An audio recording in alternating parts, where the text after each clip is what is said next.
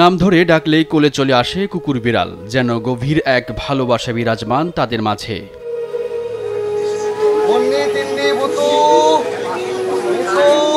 কেউ ভালোবাসেন কুকুর, আবার কেউ বা বিড়াল। কুকুর বিড়ালকে দেখলেই তাড়া করে, আর বিড়াল কুকুরকে দেখলেই পালিয়ে বেড়ায়। কিন্তু এখানকার চিত্র যেন ভিন্ন, যেখানে একই সাথে রাত কাটায় তারা, খেলাধুলা ও খাবারও খায় একই সাথে।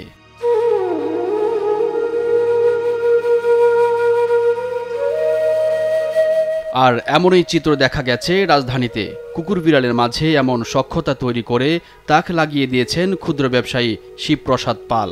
এলাকায় তিনি দাদা নামেই বেশ পরিচিত। খিদের জ্বালা, প্রচণ্ড জ্বালা, মানুষের যেরকম খিদে লাগে, পশু পাখিরই খিদে লাগে।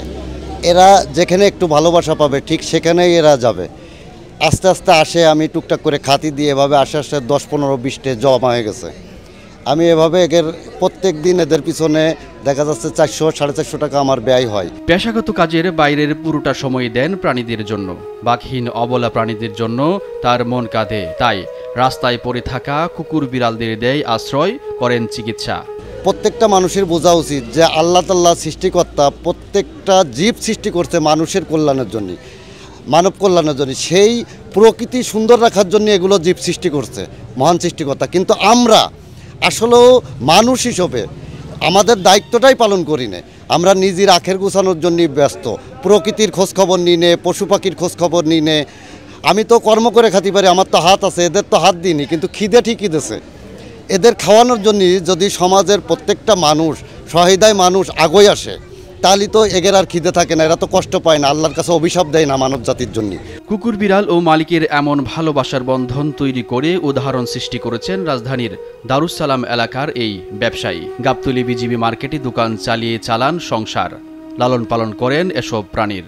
দাদা এক একটা কুত্তার এক একটা নাম রাখছে, সেই নাম ধরে ডাক দিলেই তারা চলে আসে।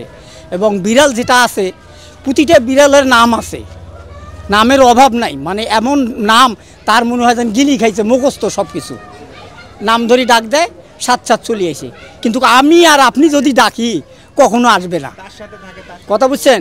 মনে হয় তার সাথে ঘুমায়, তার সাথে খায়, এবং তাদের গোসল খানি, হ্যাঁ, যার তাদের আদর যত্ন স্নেহ মায়া মমতা বিশালভাবে সে অর্জন করে। কুকুরগুলা ওনার মানে ভক্ত মানুষ, যেরকম মানুষের প্রতি একটা টান থাকে, ওনার সাথে ওইরকম কুকুরগুলা মানে একটা টান আছে।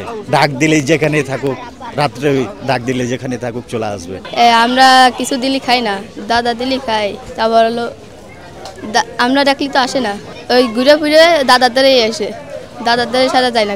একটা কুকুর অ্যাক্সিডেন্ট করছিল রাস্তায়, ওই কুকুরটা নেহাইরা সে নিজেও টাকা দিছে, আমাদের কাছেও যে যা পারছে আমরা সাহায্য করছি। 8-9 টাকা খরচ করে কুকুরকে চিকিৎসা করছি। 7-8 বছর আগ থেকে তার কাছে থাকেন কুকুর আর বিড়াল, পরম শান্তি অনুভব করেন তাদের পাশে থেকে। এ পর্যন্ত তার কাছে 15 থেকে 20টি বিড়াল ও 10 থেকে 15টি কুকুর থাকে। তাদের নিয়মিত দেন 3 বেলা খাবার, অসুস্থ হলে করান চিকিৎসা। এই রাস্তাঘাটে যেসব কুকুরগুলো পড়ে থাকে, যাদের খাওয়া দাওয়া দেওয়ার মতো কোনো লোক থাকে না, তারাই দাদার এখানে আসে বা দাদা নিয়ে আসে, আশ্রয় হিসেবে দাদার এখানে রাখা হয়। দাদা প্রতিদিন এদের দেখভাল করে, তারপর অসুস্থ হলে ভ্যাকসিন দেওয়ার চেষ্টা করে, ওষুধ কেনার চেষ্টা করে, যে বাদ বাকি যেসব জিনিস দরকার সেগুলো অ্যারেঞ্জ করে দেয়। আমরা সবাই যেরকম সচেতন হইতাম, উদ্যোগ নিতাম, তাইলে আমার মনে হয় যে কুকুরগুলার বিড়ালের আর মানে কোনো সমস্যা হইতো না। খাবারের সময় বিড়াল ও কুকুরগুলো তার কাছে এসে দাঁড়িয়ে থাকে। বিড়ালদের সাগরের মাছ ও কুকুরদের দেন বেকারের খাবার। প্রতি মাসে তাদের পিছনে খরচ হয় 20,000 টাকারও বেশি।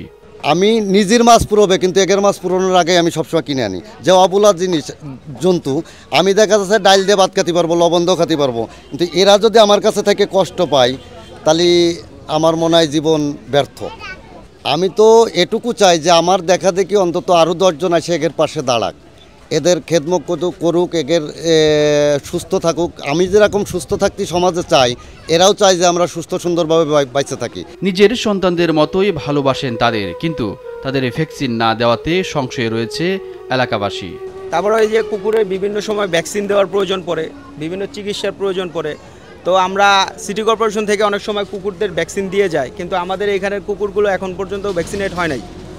তো আমার একটা আশা হলো যে এটা যেন ভ্যাকসিনেট হয়। আমাদের এখানে যত কুকুর বিড়াল আছে এগুলোর অতি যেন সিটি কর্পোরেশন থেকে আমরা একটা হেল্প পাই বা সহযোগিতা পাই। খাবার দিচ্ছে, মাঝে মাঝে একটু ট্রিটমেন্ট দিচ্ছে, আবারও যে অনেক সময় গা হয়, এক ধরনের গা হয় যেমন বিশ্রী গন্ধ দেখেছে, আমরা কেউ হয়তো ধরি না, কিন্তু হে দেখেছে ওখানে বোরিক পাউডার, তারপরে কিছু মেডিসিন ওদেরকে দিচ্ছে।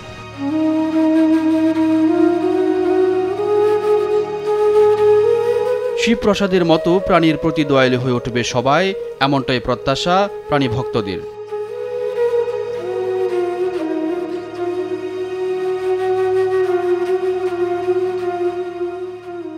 আসাদুজ্জামান বুলেট, ভোরের কাগজ, ঢাকা।